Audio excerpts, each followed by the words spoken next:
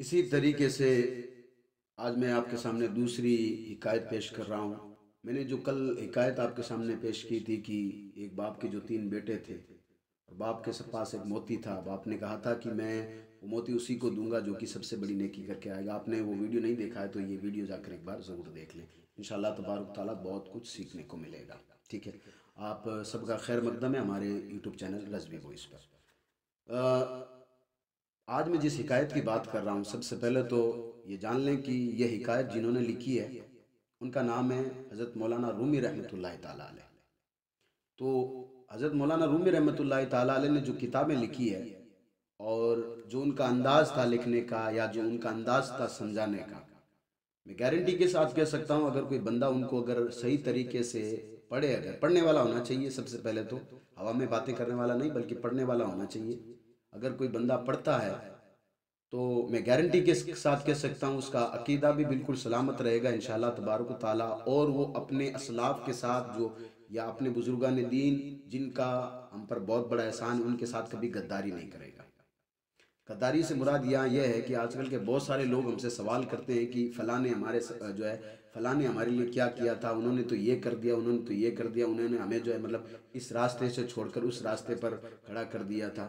तो आप मैं सबको दावत देता हूँ कि आप अल्लामा रूमी रहमतुल्लाहि ताला अलैह की किताबों को पढ़िए और दीगर जितने भी सूफिया किराम उनकी किताबों को पढ़िए। आपको पता चलेगा कि जनाब वाला उन्होंने क्या किया था और आज हम क्या कर रहे हैं।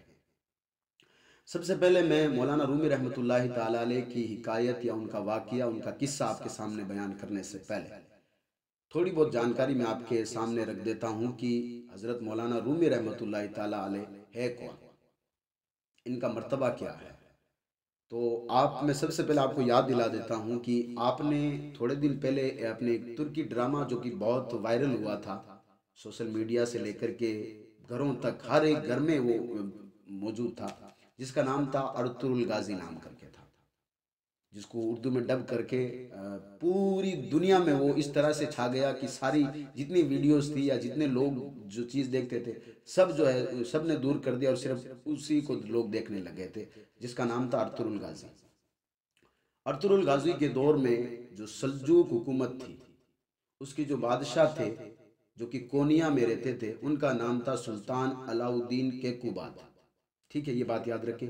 और ये सबसे बड़े बादशाह थे किसमें, सल्जूक सल्तनत के, बात याद रखें। ठीक है, तो हज़रत मौलाना रूमी रहमतुल्लाहि ताला अलैह को उन्हीं बादशाह ने यानी कि सुल्तान अलाउद्दीन केकुबात ने दावत दी थी कि आप कोनिया में आकर रहें। आप अंदाज़ा करें इतनी बड़ी हुकूमत है और इतना बड़ा बादशाह है, वो जो है सुल्तान जो है वो सुल्तान सूफ़ी मौलाना रूमी रहमतुल्लाहि ताला अलैह की बारगाह में अर्ज़ करता है कि हुजूर आप आकर हमारे शहर में रहें। हालांकि वो शहर उस वक्त जो है मतलब पुरफितन दौर था, बहुत सारे लोग गद्दार अंदर मौजूद थे जो कि हुकूमत को दिमक की तरह जो है मतलब खा रहे थे। उसमें जो है मतलब सलीबी भी थे, यहूदी भी थे, मंगोल भी थे, सब कुछ मौजूद थे। इसके बाद में जब हज़रत मौलाना रूमी रहमतुल्लाहि ताला अलैह के वालिद गिरामी का इंतकाल हुआ 1231 ईस्वी में, तो इन्हीं सुल्तान ने यानी सुल्तान अलाउद्दीन के कुबात ने अपना एक बाग जो कि पूरा गुलाब का बाग था, यानी गुलाब के फूलों का बाग था, वो बाग इसलिए जो है मौलाना रूमी रहमतुल्लाहि ताला अलैह को दे दिया कि आप अपने वालिद गिरामी को इस बाग में दफनाएं। आप अंदाज़ा लगाएं हज़रत मौलाना रूमी रहमतुल्लाहि ताला अलैह का मर्तबा अल्लाह तबारक व तआला ने कौन सी शान उनको दी है और कितनी इज्जत से उनको नवाजा है।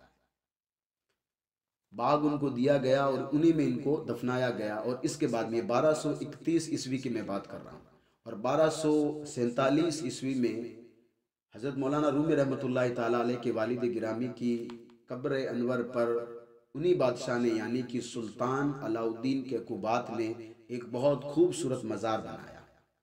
और इसके बाद में जब 1271 में मौलाना रूमी रहमतुल्लाहि ताला अलैह ने इस दुनिया से पर्दा फरमाया या आप इस दुनिया से जब रुखसत हुए, आप इस दुनिया से चले गए, आपने जब इस दुनिया से इंतकाल फरमाया, तो हज़रत मौलाना रूमी रहमतुल्लाहि ताला अलैह को भी आपके वालिद गिरामी के मज़ार के बगल में दफनाया गया। तो ये थे मौलाना रूमी रहमतुल्लाहि ताला अलैह। जिनका असल नाम मौलाना जलालुद्दीन रूमी रहमतुल्लाहि ताला अलैह, ठीक है।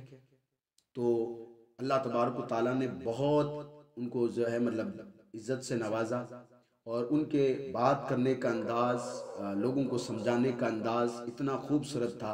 मैं आज भी गारंटी के साथ, दावे के साथ कह सकता हूँ, पढ़ने वाला बंदा होना चाहिए।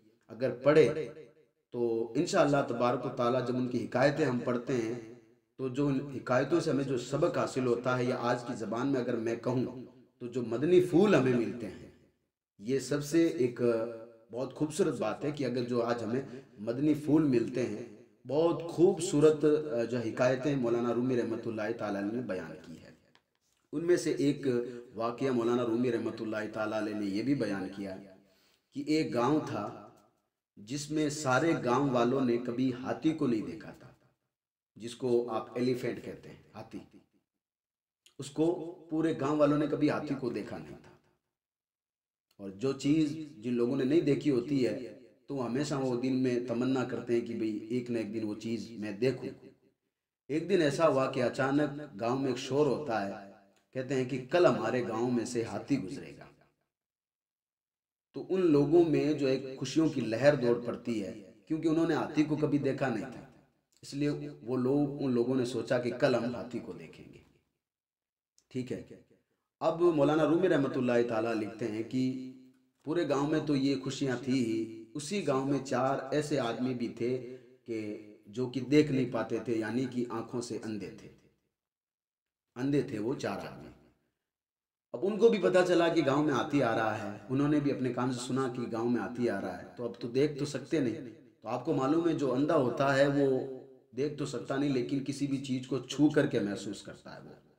मिसाल के तौर पर कोई अंधा कोई है, तो इस मोबाइल को वो छुएगा तो बता देगा कि मोबाइल का आकार कैसा है, वो बता देगा कि मोबाइल जो है मतलब चिकना है या खुरदरा है, वो ये बता देगा। लेकिन वो ये नहीं बता पाएगा कि मोबाइल के अंदर फंक्शन कितने हैं, या इस मोबाइल के अंदर क्या क्या है, या मोबाइल क्या क्या काम करता है, वो ये नहीं बता पाएगा, क्योंकि वो छू कर के बात कर रहा है। तो उन चारों अंधों ने भी ये फैसला कर लिया कि हम हाथी को छुएंगे, ताकि हमें भी पता चले कि हाथी कैसा होता है, ठीक है। क्यों, हाथी तो बहुत बड़ा होता है, एक बार छूने से तो हाथी जो है मतलब पता लगाया नहीं जाता। तो वो घड़ी आई, हाथी गांव में दाखिल हुआ, सारे लोगों ने हाथी को देखा जिनको अल्लाह तबारक व तआला ने आंखें दी। लेकिन वो चार अंधे थे बेचारे, वो हाथी के पास गए, किसी ने हाथी का पाँव पकड़ा, किसी ने हाथी की पूंछ पकड़ी, किसी ने हाथी की सूंड पकड़ी, किसी ने हाथी के कान को पकड़ा। पकड़ कर अलग हो गए, हाथी निकल गया। गांव में हाथी के बारे में बहुत सारे लोग बातें करते रह गए। अब ये चार जो अंधे थे ना, ये एक तरफ बैठ कर के बातें करने लगे कि भाई हम सब ने हाथी को देखा है, अब आप बताइए हाथी होता कैसा है। जो सबसे पहला अंधा था ना, उसने कहा मेरे नज़दीक हाथी जो है वो एक पेड़ के तने की तरह होता है, इसलिए कि उसने हाथी के पाँव को पकड़ा था। तब तक दूसरा बोला नहीं, मेरे नज़दीक हाथी जो एक झाड़ू की तरह होता है, इसलिए कि उसने हाथी की पूंछ को पकड़ा था। तीसरा बोला नहीं नहीं नहीं नहीं नहीं, नहीं। मेरे नज़दीक हाथी एक बहुत बड़े पेड़ के पत्ते की तरह होता है, बहुत बड़े पेड़ के पत्ते की तरह होता है, इसलिए कि उसने हाथी के कान को पकड़ा था। चौथा बोला नहीं जी, तुम तीनों गलत हो। मेरे नज़दीक हाथी जो है एक पाइप की तरह, जो कि मतलब ऊपर से थोड़ा सा चौड़ा और नीचे नीचे से जो है मतलब थोड़ा सा सकड़ा होता है। ये चारों आपस में लड़ पड़े। हालांकि सबने जो है मतलब हर चीज़ जो बता रहे थे वो सारी चीज़ें हाथी में मौजूद थी, लेकिन पूरा हाथी नहीं था वो, एक बात याद रखें। और मैंने पहले मिसाल दे दी है, जब इस मोबाइल को अगर कोई अंधा पकड़ेगा ना, तो ये तो वो कह सकता है कि ये चार कोने का है, चिकना है, खुरदरा नहीं है, लेकिन इसके अंदर क्या है वो ये नहीं बता पाएगा। वो वही बता पाएगा जिसकी आंखें होगी, वो इसको खोलेगा, इसमें फंक्शन देखेगा, एप्लीकेशन देखेगा कि फला एप्लीकेशन ये काम कर रहा है, फला एप्लीकेशन ये काम कर रहा है, तभी वो बता पाएगा ना। अंधा तो बेचारा देख भी नहीं पाता है। तो हुआ क्या, वो जब आपस में लड़ पड़े तो पास में से एक जो है मतलब देखने वाला गुजरा, यानी जिसकी आंखें सलामत थी। उसने कहा भाई तुम चारों लड़ क्यों रहे हो, क्या वजह है। तो चारों ने कहा कि अच्छा आप आ गए हैं तो आप हमारा फैसला कर दीजिए, अल्लाह ने आपको आंखें दी है, तो आप ये फैसला कर दें कि हाथी जो है वो कैसा होता है। तो कहा कि तुमने हाथी को महसूस नहीं किया था? कहा कि हमने हाथी को महसूस किया, लेकिन कोई कुछ और बोल रहा है, कोई कुछ और बोल रहा है। तो उसने कहा सुनाइए आप अपनी बातें। तो पहला बोला, मेरे नज़दीक हाथी जो है ना, वो एक पेड़ के तने की तरह होता है। तो जिसने देखा था उसने कहा कि ठीक है, आपने एक हाथी के एक हिस्से को देखा था, पूरे हाथी को आपने नहीं देखा था। हाँ, आपने जो चीज पकड़ी थी वो हाथी की थी, लेकिन वो पूरा हाथी नहीं था, वो सिर्फ हाथी का एक पाँव था। तब तक दूसरा बोला कि मेरे नज़दीक तो हाथी जो है वो एक झाड़ू की तरह है। तब उस देखने वाले ने, समझदार आदमी ने, दाना आदमी ने ये कहा कि बिल्कुल सही बात है आपकी, आपने जो चीज़ बात कही है बिल्कुल वो हाथी में है, लेकिन वो एक हाथी के जिस्म का एक हिस्सा है जिसको पूंछ कहा जाता है, और पूंछ को पूरे हाथी नहीं कह सकते आप। इसी तरीके से जब तक तीसरा आदमी बोला, जनाब मेरे नज़दीक हाथी एक बहुत बड़े पेड़ के पत्ते की तरह है।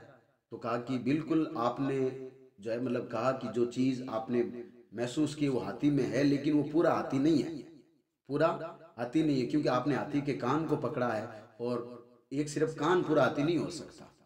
तब से चौथा बोला कि फिर मेरी बात सही होगी, क्योंकि मेरे नज़दीक हाथी एक पाइप की तरह होता है। तो कहा कि नहीं जी, आपकी बात भी मुकम्मल नहीं है, क्योंकि आपने जिस हाथी के जो है मतलब जिस्म के हिस्से को पकड़ा था वो हाथी की सूंड थी, और सिर्फ सूंड पूरा हाथी नहीं होता है। उनको बात समझ में आ गई, ये सब मिलाई गई तब ये हाथी बना। ठीक है, अब इसे हमें जो मदनी फूल लेना है या सबक हासिल करना वो क्या है, मैं अब आप सामने आपके रख रहा हूँ।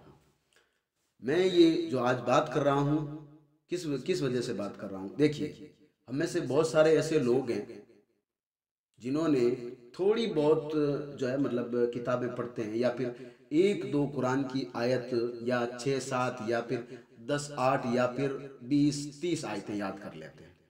ठीक है, वो याद करने के बाद में वो लोगों से कहते फिरते हैं कि भाई फला आयत ये है, फला आयत ये है। हालांकि उनको ये पता होना चाहिए कि आपने जो 5 या 6 8 या 9 11 या 17 या 8 30 या 20 आयतें की, वो पूरा कुरान नहीं है। कुरान पूरा 30 पारों में मौजूद है। ठीक है ना? और फिर कुरान को समझने के लिए एक उस्ताद की ज़रूरत होती है, और फिर कुरान को समझने के लिए एक तफसीर की ज़रूरत होती है, और एक तफसीर पे वार नहीं की जाती है, बात याद रखें।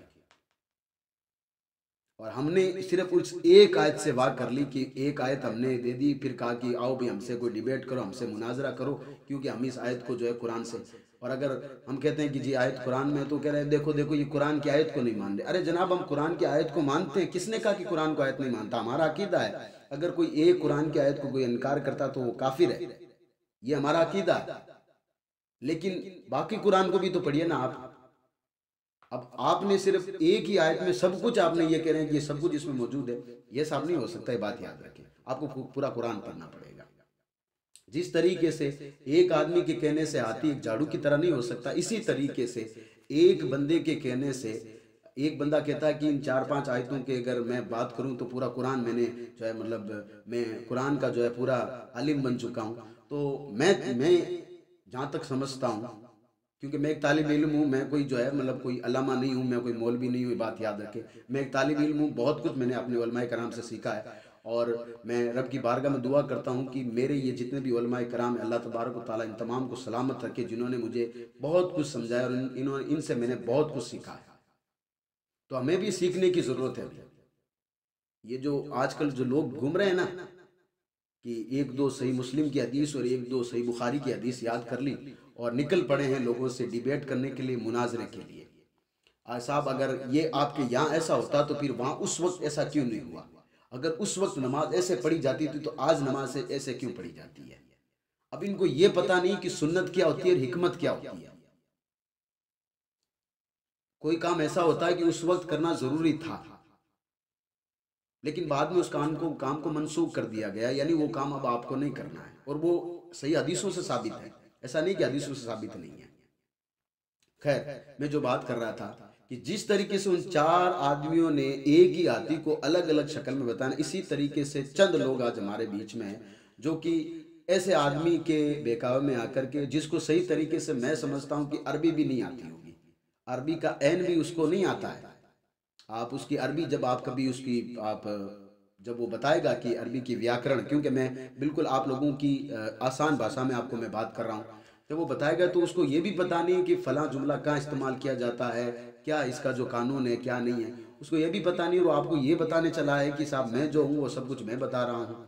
फिर वो कहता है कि ये जो आपके बाबे लोग हैं ना, इन्होंने जो है मतलब दीन का बेड़ा करके रखा है, बेड़ा गर्क करके रखा है। जबकि मैं यहाँ एक चीज़ आपको, अगर वो ये कहता है ना कि आपके बाबाओं ने दीन के जो है मतलब दीन का बेड़ा गर्क कर रखा है, तो हम यही यहाँ पर कहते हैं कि इन लोगों का हम पर बहुत बड़ा एहसान है जो कि अल्लाह के महबूब बंदे हैं।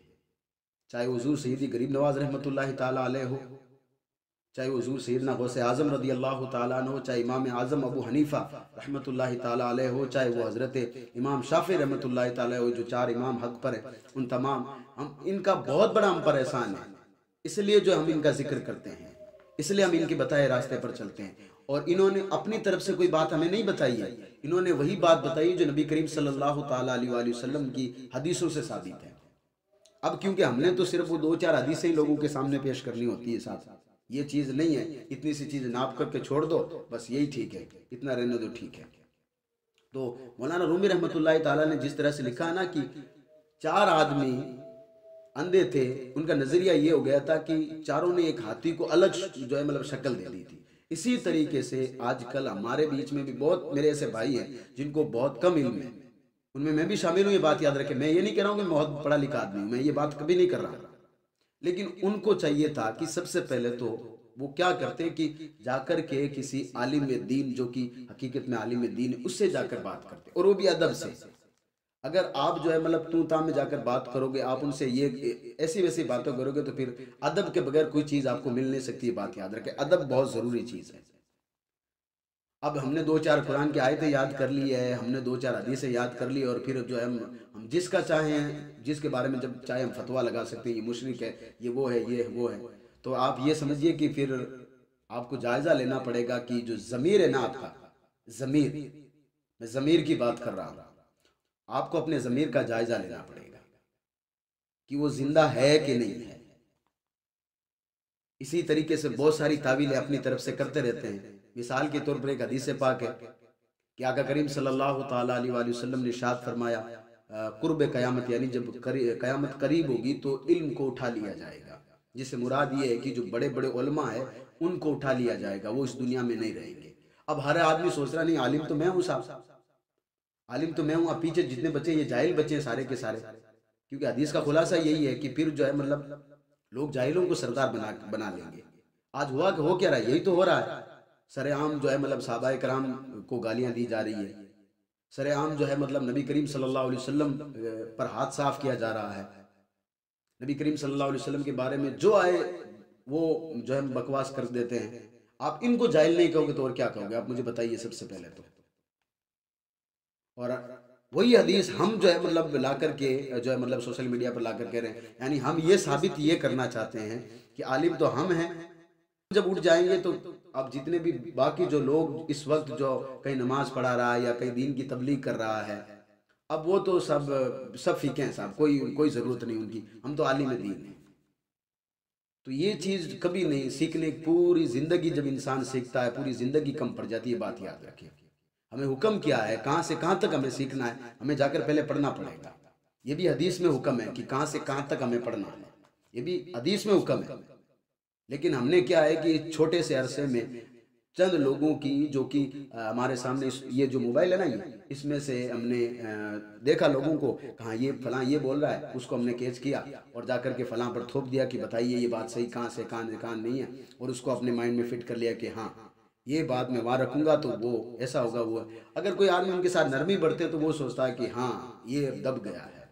मैंने कल की वीडियो में एक बात कही थी आपसे कि अगर कोई आपको प्यार से समझाता है ना, तो आप कभी ये ख्याल ना करें कि वो कमज़ोर है या आपके सामने वो दब रहा है, बल्कि वो आपकी इज्जत कर रहा है। ये बात याद रखें। और मैंने पहले कहा है कि अगर कोई ऐसे लोग अगर मौजूद है दुनिया में जो कि हमारे असलाफ को गालियां देते हैं, हमारे असलाफ को बुरा कहते हैं, हमारे दीन को बुरा कहते हैं और कहते हैं कि हम मुसलमान हैं साहब, तो फिर उनको बहुत बार हमने समझा दिया। अगर वो नहीं समझते, फिर वो कल वाली बात मैं यहाँ पर फिर से कह रहा हूँ कि फिर उनको अपने हाल पर छोड़ दे कि भाई हाँ तू जाने, तेरा काम जाने, तू जो चाहे कर, वो करता रहे। बस हमने बता दिया कि ये चीज़ें हैं, उनको जाकर पढ़ ले, अपना आप तुझे पता चल जाएगा। लेकिन नहीं जी, पढ़ना तो मुझे कुछ है नहीं, मुझे तो सिर्फ पूरे दिन देखना है कि कौन क्या कर रहा, बस उसी पे ये फ्री बैठा हुआ है, इस पर जाकर के मैं जो है इसको जाकर के टारगेट करूँ। आज हमारा काम यही हो गया है। तो जाकर के मौलाना रूमी रहमतुल्लाह ताला अलैह की किताबों को पढ़िए, और बाकी जितने भी बुजुर्गान दीन ने किताबें लिखी उनको पढ़िए। इंशाअल्लाह तबारक व तआला वही दीन जो नबी करीम सल्लल्लाहु अलैहि वसल्लम लेकर आए थे, वही दीन जो सहाबा कराम ने हमें बताया था, वही दीन मौजूद है। लेकिन हमें पढ़ने की ज़रूरत है। दीन वही, हमें पढ़ने की ज़रूरत है। हमें पढ़ने की ज़रूरत है, ये बात याद रखें। और हमें फ़र्क करना पड़ेगा कि सुन्नत में फ़र्क क्या, हिकमत में फ़र्क क्या है। हमें ये जानना ज़रूरी है कि कुरान मजीद पढ़ने के लिए एक उस्ताद का होना ज़रूरी है। कुरान मजीद ऐसे समझ में आता तो आज हर कोई जो है मतलब एक जो है मतलब तफसीर लिखने को तैयार बैठा होता। हर कोई तफसीर लिखता ना भैया। अगर हर किसी के, अगर हदीस इतनी आसानी से, अगर हदीस को अगर कोई समझ लेता कि हदीस का इतनी जल्दी अगर कोई माना और मफहूम निकाल लेता, तो हर कोई आज मुहद्दिस होता। और आज मैं ये बात मुझे कहते हुए थोड़ी सी शर्म आ रही है कि हर कोई मुहद्दिस बनकर बैठा है। ये बात तो पक्की कह रहा हूँ कि नहीं साहब, जब ये तो उन्होंने ये बात इन्होंने सही कही है, उन्होंने गलत कही है, हालांकि दो तीन का नाम लेकर के वो निकल जाते हैं। फिर आप इनकी इक्तदा क्यों करते हो, वो क्यों करते हो। तो मैं ये किसी के लिए बात ये नहीं कर रहा हूँ कि कोई अगर किसी को दिल पर लगे तो मुझे माफ़ कर देना। बस मैं एक ही चीज़ आपके सामने बात रख रहा हूँ कि देखिए, हमें जो बुजुर्गान दीन ने जो दीन सिखाए वो दीन वही है जो नबी करीम सल्लल्लाहु ताला अलैहि वसल्लम का दीन है। बात याद रखें, हम वही नमाज पढ़ रहे हैं जो नबी करीम सल्लल्लाहु अलैहि वसल्लम ने जो हमें तरीका बताया है। बाकी अगर आपके समझ में नहीं आ रहा है तो आप जाइए, सर कौन सी नमाज आपको किस तरह से पढ़नी, आप जाकर पढ़ लीजिए। ठीक है। अगर आपको कोई कहता है कि आप सिर्फ फजर की नमाज अलग पढ़ें और बाकी सारी नमाजें एक ही वक्त में पढ़ लें, तो सर आप उसके जाकर आप उसकी इक्तदा कीजिए, आप उसके मुकल्लिद बनिए। सर हम आपको नहीं रोक रहे हैं, कि कभी किसी को नहीं रोक रहे हैं, लेकिन आपको वहाँ पर फैसला ये भी करना पड़ेगा। जब वो सहाबाए कराम पर हाथ साफ कर रहा होता है ना, तो आपको वहाँ ये कहना पड़ेगा कि तेरा हक ये नहीं है कि तू सहाबाए कराम पर बोल सके। ये बात याद रखें। और ऐसे लोगों की वजह से दीन इस्लाम का नुकसान हुआ है, ये बात याद रखें। और ये तकरीबन ज़्यादा इसको मतलब उम्र ज़्यादा नहीं हुई इसकी, ये बात याद रखें। ये जब से सोशल मीडिया आया है तब से बहुत सारे खुराफात तब से पैदा हुए हैं। हर कोई मुंह उठा करके बात करता है। बताइए हुज़ूर अलैहिस्सलातु वस्सलाम के वालिदैन के ईमान के बारे में आपका अकीदा क्या, जबकि उसको ये पता नहीं है कि नमाज में फ़राइज़ कितने हैं, उसको ये पता नहीं है कि जनाजे में फ़राइज़ कितने, उनको ये पता नहीं है। और बात वो बड़ी बड़ी डींगे मारने वाले करेंगे, इसलिए करेंगे कि वो ये बताना चाहते हैं कि हमने थोड़ा बहुत पढ़ा है साहब। तो आपने जो पढ़ाई की आपको मुबारक हो, आप पढ़िए। आप जिस रास्ते पर हैं उस रास्ते पर रहिए। हमारा काम था आपको समझाना। अगर आप फिर भी नहीं समझ रहे हैं, हमारे उलमाए कराम जाकर देखिए, हमारे उलमाए कराम को इतनी आसान ज़बान में बताया, हर चीज़ हदीसों से साबित की है, हर चीज़ जो है मतलब मुहद्दिसीन से साबित की है, हर चीज़ कुरान से साबित की है। फिर भी आप कह रहे हैं नहीं नहीं जी, फिर क्या सहाबाए कराम को ये चीज़ मालूम नहीं थी? क्यों नहीं मालूम थी सर, सब चीज़ मालूम थी, सहाबाए कराम को भी पता था। और ये सारी चीज़ें हदीस आई कहाँ से? सहाबाए कराम से तो हदीस आई है ना, कि हदीस सीधे उड़कर डायरेक्ट हमारे पास आ गई? नहीं आई है सर। तो हज़रत मौलाना रूमी रहमतुल्लाह ताला अलैह इस हिकायत का मतलब ये है कि जब चार आदमी अंधे होने की वजह से एक हाथी को चार हाथी बना सकते हैं, वो भी अलग अलग रूप में। किसी ने जो है मतलब असल हाथी नहीं बनाया था, किसी ने, ये बात याद है कि चारों अंधों में से किसी ने असल हाथी नहीं बनाया था। यही वजह, यही रीज़न है आज के लोगों का, सही तरीके से तालीम कोई हासिल करता नहीं है। और वो ये सोचते हैं कि नहीं जी जनाब, अब हमें किसी आलिम की ज़रूरत नहीं है, हम अकेले नमाज़ पढ़ लेंगे, हमारी नमाज किसी के पीछे होती नहीं है, हमारी नमाज जनाजा जो हम किसी के नमाज जनाजा में शामिल होंगे तो गुनहगार होंगे। या फिर वो बात करते हैं कि नमाज जुमा आप क्यों नहीं पढ़ते हो साहब, की उसके पीछे तो मेरी नमाज जुमा भी नहीं होती है। फिर जब कायदा, यही कायदा जब उनके वालिदैन पर कहा जाता है कि आपके वालिदैन के बारे में आप क्या क्या कहोगे, तो कहते हैं हमें कोई फ़र्क नहीं पड़ता कि हमारे वालिदैन के बारे में लोग क्या कहते हैं, मैं तो वो पढ़ता हूँ जो कि मुझे सही बुखारी और सही मुस्लिम ने मुझे बताया है। यानी आपने हाथ कहाँ से साफ करना शुरू किया था? अपने खुद के खानदान से आपने साफ किया है। और आगे जाकर आपका होगा क्या, ये तो अल्लाह बेहतर जाने, उसका रसूल बेहतर जाने। आइए पहले दीन को पहले पढ़िए, और थोड़ा सा दिमाग है ना इसको ठंडा रखिए। थोड़ा सा पढ़ने के बाद में कोई चीज़ समझ में नहीं आना तो अदब से बात कीजिए, किसी से अदब से बात कीजिए कि जनाब ये बात समझ में नहीं आ रही। अगले को अगर नहीं आएगी तो अगला किसी से पूछ कर बात करेगा। मैं हूँ मिसाल के तौर पर, मेरे मेरे मेरे पास बहुत सारे मसाइल आते हैं, इस यूट्यूब पर जाकर देख, इस चैनल पर बहुत सारे मसाइल हैं, मुझे सारे मसाइल नहीं मालूम थे। मैंने बहुत सारे जो है मतलब उलमा कराम की बारगाह में अर्ज़ की थी, उन्होंने मुझे मसले बताए, उन्होंने मुझे जो है मतलब किताबें बताई कि इस किताब में ये जो है मतलब आपका मसला मिलेगा। मैंने उन किताबों को पढ़ा तो मुझे वो मसले मिले, इंशाअल्लाह तबारक ताला मैंने लोगों के सामने रखे। तो यही ज़रूरत है कि पहले तो सबसे पहले अदब बड़ा ज़रूरी है, कि हम लोगों के सामने अदब से पेश आए, कि अदब जब हम किसी का करेंगे तो ये इल्म दीन जो है ना अपने आप हमारे जो है मतलब सीने में नूर बन करके ठहरेगा। ये बात याद रखिए, जब ये नूर बन के ठहरेगा ना तो ये इल्म दीन हमें फ़ायदा भी देगा। वरना अगर गुरूर करेंगे ना ये दीन लेकर के, अगर ये इल्म हासिल करके अगर गुरूर करते फिरेंगे ना, तो बात याद रखें, ये फिर दीन ये जो इल्म आपने हासिल किया है ना, ना आप इधर के हैं ना उधर के हैं। मैं आगे बात नहीं करना चाहता, ना आप इधर के ना उधर के रहेंगे। तो कोशिश करें कि दीन को समझने की कोशिश करें। जिन लोगों ने हम तक दीन पहुंचाया है उनका एहसान माने, जिन लोगों ने हमें दीन समझाया है उनका एहसान माने, जिन लोगों ने हमें कुरान समझाया उन लोगों का एहसान माने, जिन लोगों ने हमें हम तक हदीसें पहुंचाई है उनका एहसान माने। ऐसा नहीं है कि उनको कह दिया जाए कि वो तो कोई शय नहीं है, कोई चीज़ ही नहीं है, वो नहीं है। तो आप उनसे एक बार हाथ जोड़कर एक बार कह दें तो जनाब अगर वो कोई चीज़ नहीं है तो फिर हमारे नज़दीक आप तो फिर कोई चीज़ हो ही नहीं सकते, कोई चीज़ हो ही नहीं सकते।